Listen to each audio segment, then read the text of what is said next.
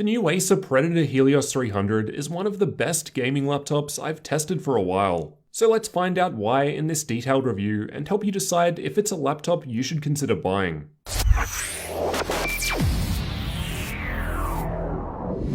Starting with the specs, mine has the Intel i7-9750H CPU, 80W NVIDIA GTX 1660 Ti graphics, and 16GB of memory running in dual channel. Mine has a 256GB NVMe M.2 SSD and 1TB hard drive for storage, and a 15.6-inch 1080p 60Hz screen. Don't worry, it's available with 144Hz too. This is just what I've got. For network connectivity, it's got Gigabit Ethernet, 802.11ac Wi-Fi, and Bluetooth 5. There are a few different configurations available though, such as with RTX 2060 or 2070 Max-Q, and there's a 17-inch model too. Check the links in the description for prices. The lid of the laptop is a matte black aluminium with blue accents and Predator logo in the center. The interior is also all matte black metal with more blue accenting, while the bottom is plastic. Most of the edges were smooth, the front metal edge and corners could be a little sharp on certain angles but were perfectly fine during normal use. The new design looks significantly better compared to last year's model in my opinion.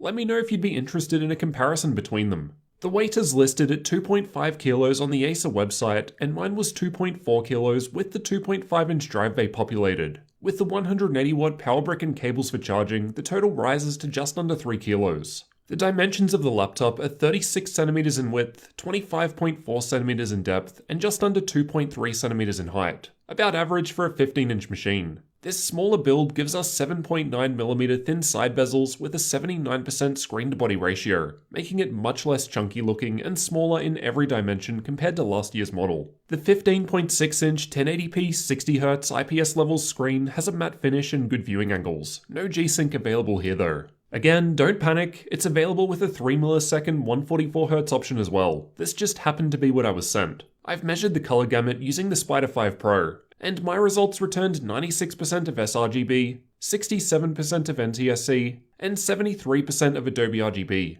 At 100% brightness in the center, I measured 312 nits with a 890:1 contrast ratio. So overall, above average results for a gaming laptop at this price point, but expect different results with the 144Hz panel. Steven from Own or Disown got 94% sRGB on the 144Hz one, so still seems to be quite good. Backlight bleed wasn't too bad. Some slight imperfections around most sides, but they were extremely subtle and I never actually noticed these while viewing darker content. There was some screen flex, but it wasn't that bad due to the lid being metal, and the hinges being out towards the far corners made it feel quite sturdy. Absolutely no problems at all opening it up with one finger. It felt quite well balanced and no problems using it on my lap. The top bezel isn't too thin, so plenty of room to fit the camera. The 720p camera is about average. It looks okay, but still a bit blurry, and the microphone sounds about average too. Here's what typing sounds like, and here's what it sounds like when you hit the turbo button and boost the fan speed. Alright, let's talk about the keyboard. In my previous videos featuring this laptop, many pointed out that the 1660 Ti model doesn't come with RGB lighting. So I'm not sure what to tell you because mine has it. I asked Acer for clarification on this and was told that all new Helios 300 laptops have 4-zone RGB lighting. However, I'm assuming this may be for the Australian region only, as others from the US have clearly shown they are blue only, and need to get a higher tier RTX model to get the RGB lighting. So basically, I'm still not sure, but it seems to vary by region. So just double check the listing when you're buying and ask the seller to confirm when in doubt. Anyway, lighting aside, the WASD and arrow keys have blue accenting, and all the lighting comes through all the keys and even secondary functions. I liked typing with the keyboard and didn't have any problems using it. It worked well for me. Here's what it sounds like to give you an idea of what to expect. On the right, above the numpad, there's a dedicated button for opening the Predator Sense software, while the power button is found in the top right corner. Personally, I much prefer having the power button separated from the keyboard to avoid accidental presses, though I never pressed this one by mistake. Above the keyboard on the left, we've also got the turbo button. Pressing this will boost the fan speed, raise the CPU power limit, and overclock the graphics for increased performance. Unfortunately, this button does need the Predator Sense software installed to work, and sometimes while pressing it, I did find there could be anywhere from a 1 to 5 second delay before turbo mode would enable. These settings could also be enabled manually through the Predator Sense software though, which lets us control things like overclocking, fan speed, keyboard lighting, and more. There was some keyboard flex while pushing down hard, but during normal use, the metal body was sturdy and this was never an issue. The touchpad has precision drivers, was smooth to the touch, and worked well. It clicks down anywhere, though the area at the top was pretty much impossible to press down, and it supports all the usual gestures. Fingerprints and dirt show up quite easily on the black finish, but as it's a smooth surface, they're easy to clean. On the left from the back, there's a Kensington lock, air exhaust vent, power input, status LEDs, gigabit Ethernet, 2 USB 3 Type A ports, and 3.5mm audio combo jack. On the right from the front, there's a USB 3 Type C port, no Thunderbolt support though, a third USB 3 Type A port, mini DisplayPort 1.4 and HDMI 2.0 outputs, followed by another air exhaust. On the back, there are 2 air exhausts near the corners with a blue finish. And like other Acer laptops, a warning about it being a hot surface, though I didn't find mine to get too hot there. There's nothing on the front, it's just plastic and is part of the bottom panel. On the matte black aluminium lid is the Predator logo in the center. It lights up blue from the screen's backlight, so the color cannot be changed, and the 2 lines on the sides don't light up at all. Underneath there are some air intake vents towards the back, and the rubber feet did a good job of preventing movement while in use. The 2 speakers are found under here towards the front left and right corners. They sound about average, alright but not amazing. Fine for a laptop with minimal bass, and they seem to get loud enough at max volume with music playing,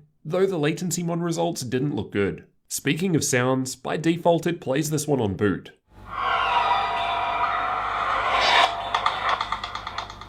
You can turn it off through the Predator Sense software or in the BIOS though. As for the BIOS, just quickly, here's a run through of all the settings available. It seemed fairly basic with not too many advanced options. The bottom panel can be removed by taking out 10 screws with a Phillips head screwdriver. Inside from left to right, we've got the Wi-Fi card, single 2.5-inch drive bay, 2 M.2 slots, 2 memory slots, and battery. My review unit actually came to me in single channel. For all testing in this video, I upgraded to dual channel with a Team Group memory kit. I tested in this configuration both for best performance and also because it's sold with dual channel too. My review unit also came with the hard drive pre-installed. Otherwise, it also comes with a kit for you to put the drive into and requires you to attach a ribbon cable to the motherboard. Powering the laptop is a 58 watt-hour battery. I've tested it with the screen brightness at 50%, background apps disabled, and all RGB lighting off. While just watching YouTube videos, it lasted for 5 hours and 52 minutes. A great result for this test, and it was using the Intel graphics with NVIDIA Optimus. While playing The Witcher 3 with medium settings and NVIDIA's battery boost set to 30 FPS, the battery lasted for 1 hour and 23 minutes in total, and was stable at 30 FPS until there was 4% charge remaining, where it lowered to 8 FPS and was no longer usable. So overall, an above average battery life compared to other gaming laptops I've tested. When you unplug the laptop from the power, you won't be able to use turbo mode or the overclocking features. The 180 watt power brick that Acer include with the Helios 300 appears to be adequate for these specs. I wasn't seeing any battery drain during any of my testing. With the Heaven benchmark and AIDA64 CPU stress test running, it was only using about 9% more power with turbo mode enabled. Let's move on to the thermal testing. Air comes through the vents on the bottom and is exhausted out the 2 vents on the back, and there are 2 more exhausts on either side up the back for a total of 4 exhausts. I noticed that the power cable has a thick head, and when running it out towards the back, it does partially block some of the exhaust on the left, though I didn't find this to practically make a difference.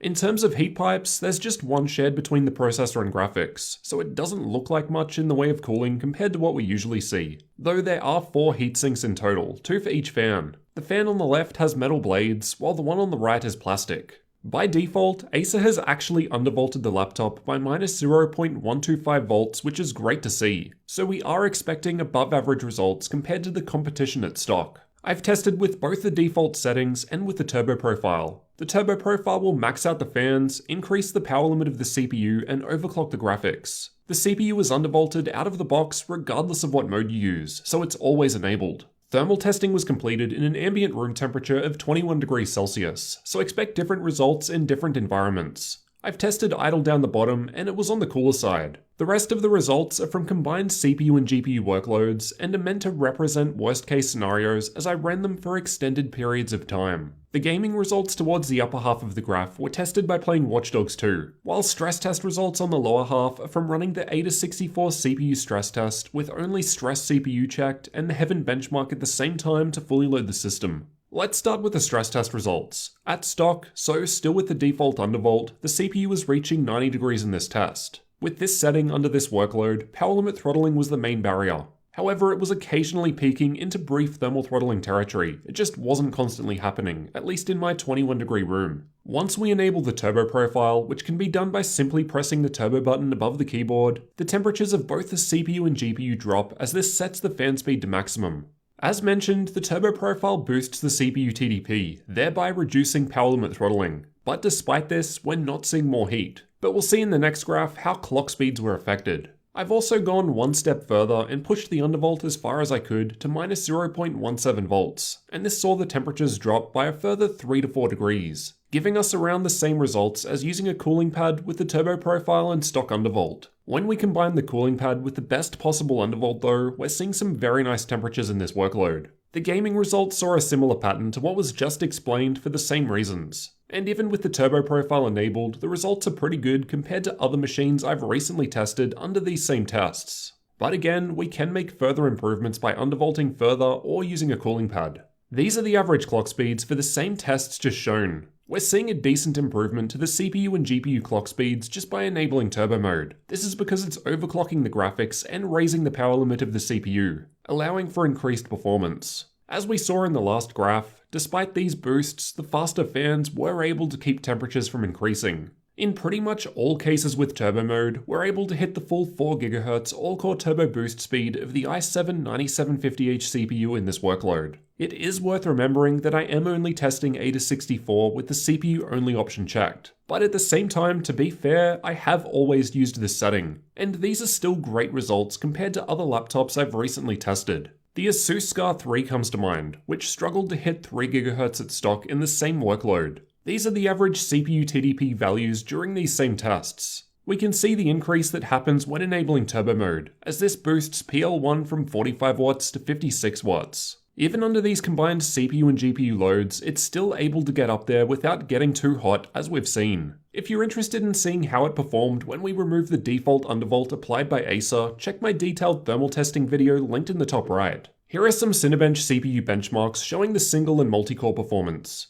Again, the stock result is with their undervolt in place. But once we enable turbo mode, we're able to get a nice improvement, with a little extra with my additional undervolting. These are the results from the older Cinebench R15. As a less intensive test, I saw no difference between turbo and my custom undervolt. As for the external temperatures where you'll actually be putting your hands, at idle it was just below the usual 30-degree average. While gaming with the fan at auto speed, the WASD keys were a little warm, while the middle was warm to the touch. Similar results with the stress tests going, getting to about 50 up the back, though you won't be touching there, so no problem. With the stress tests going and turbo mode enabled, the temperatures drop back a few degrees due to the faster fan speed, despite the improved performance this mode provides us. As for the fan noise produced by the laptop, I'll let you have a listen to some of these tests.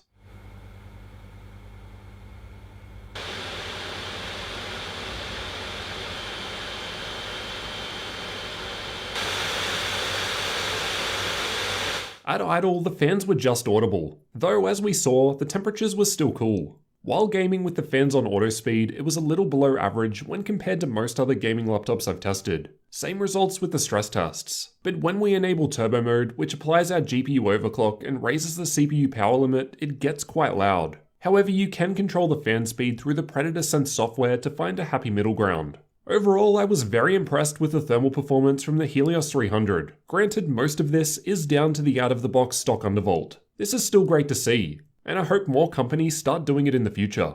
At all stock settings, it was running a bit warm, but even worst case, thermal throttling was minimal and only during brief spikes, and we were still seeing high clock speeds, though this will vary based on room temp. It was possible to improve this by boosting the fan speed with additional undervolting or using a cooling pad. Considering the performance we're seeing in games compared to other higher end machines, I'm pretty happy with these results. Next, let's take a look at some gaming benchmarks. I've tested with the turbo profile in use for best performance, and as a reminder, this does overclock the graphics and boost the CPU power limit. Battlefield 5 was tested in campaign mode and not in multiplayer mode, as it's easier to consistently reproduce the test run. Maxed out at ultra settings still got us 80 FPS averages and was easily playable no problem, but we'll see later how these results compare to other laptops. Apex Legends was tested with either all settings at maximum or all settings at the lowest possible values, as it doesn't have predefined setting presets. It still played well at ultra settings, however we could boost average FPS by a massive 61% with minimum settings. Shadow of the Tomb Raider was tested with the built-in benchmark. The results from this test were looking good at higher settings, but at lower settings, these are some of the highest numbers I've ever seen from this test. Just like Apex and most upcoming games, we're getting excellent performance at low settings due to the stock CPU undervolt. Far Cry New Dawn was tested with the built-in benchmark. This game seems to be fairly CPU heavy, so it's no surprise that we're getting excellent results from this test. Again, due to that stock CPU undervolt allowing for above average levels of performance. Fortnite was tested with the replay feature. Again, at lower settings, the average FPS is super high thanks to that improved CPU performance. And even at epic settings, above 100 FPS was still possible no problem. Overwatch is another well-optimized game and was tested in the practice range. Once more, super high frame rates at lower settings. Too bad we don't have a 240Hz screen here, as even high settings is hitting that threshold. CSGO was tested using the Electrical FPS benchmark, and as a game that is pretty CPU bound, the average FPS results here are some of the best I've seen in a while, with over 300 FPS averages possible at minimum settings, and still above 240 at maximum. Again, where's that 240Hz screen at? Rainbow Six Siege was tested with the built-in benchmark, and is a game I found a benefit from NVIDIA's new Turing architecture. Even with maximum ultra settings, we're getting 100 for the 1% low, so still perfectly smooth in this test, with up to 200 FPS averages possible at low settings. PUBG was tested using the replay feature, and at higher settings, the average FPS is a little lower than many other more powerful laptops with higher tier graphics, as expected. But at very low settings, the frame rate is very good, again due to that boosted CPU performance. Assassin's Creed Odyssey was tested with the built-in benchmark, and from my experience, seems to be a fairly CPU heavy game. So it's lucky we're getting great CPU performance here. This is impressive. The Asus SCAR 3 with RTX 2070 that costs over $1,000 more is actually behind in this test at every setting level except Ultra, where the 2070 is able to save it by 3 FPS. Dota 2 was tested playing in the middle lane with an average amount of action going on, and is yet another game that I've found to prefer higher CPU power. So the results are once more very impressive for this game.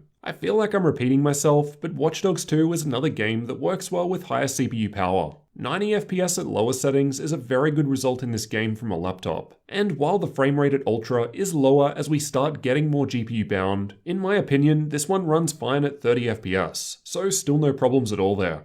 The Witcher 3 was playing great with AirWorks disabled, and I've found this to be somewhat more GPU demanding at higher settings, so no insanely high frame rates at Ultra, but still performing very well without any issues, with much higher possible at lower settings should you need it. If you're after more gaming benchmarks, check the card in the top right corner where I've tested 20 games in total. Let's also take a look at how this config of the new Acer Helios 300 compares with other laptops to see how it stacks up. Use these results as a rough guide only, as they were tested at different times with different drivers. In Battlefield 5, I've got the Helios 300 towards the bottom in red with another 1660 Ti laptop I recently tested, though this one is giving us much better performance due to the i7 CPU. Not only that, but these out-of-the-box results are giving the best 1% low out of all of these machines, even smashing the 2080 Max-Q machines due to the default CPU undervolt. Even the average frame rates are a fair bit ahead of the 2060s and closer to the 2070 Max-Q results due to the overclocking. Here are the results from Far Cry 5 with ultra settings and the built-in benchmark.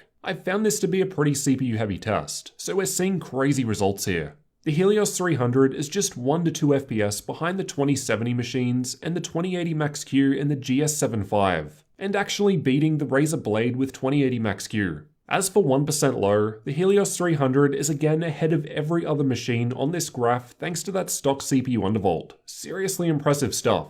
These are the results from Shadow of the Tomb Raider with the built-in benchmark at highest settings. This test tends to be more GPU heavy, so the results are toned down a bit compared to the last game. That said, we're still just ahead of the 2060 machines, though not quite at the 2070 Max-Q level this time. Still though, a nice result considering this is maximum settings. That GPU overclock is likely helping out here. The Helios 300 is providing extremely impressive results considering the specs and is punching well above its weight. It's worth remembering that turbo mode is overclocking the GPU and the CPU is undervolted out of the box, which is why we're seeing such high levels of performance when it comes to the lower settings and 1% low results. Is this unfair? I don't think so. I do my game testing with all of these laptops in the best available mode they ship with. Acer are just the only ones undervolting out of the box and applying overclocks this high. Considering that I had no stability issues, I think this is awesome to see, and I hope we see more companies doing this in the future. It is worth remembering that we can of course overclock and undervolt the other machines too, but I still think having this as a default is great to see,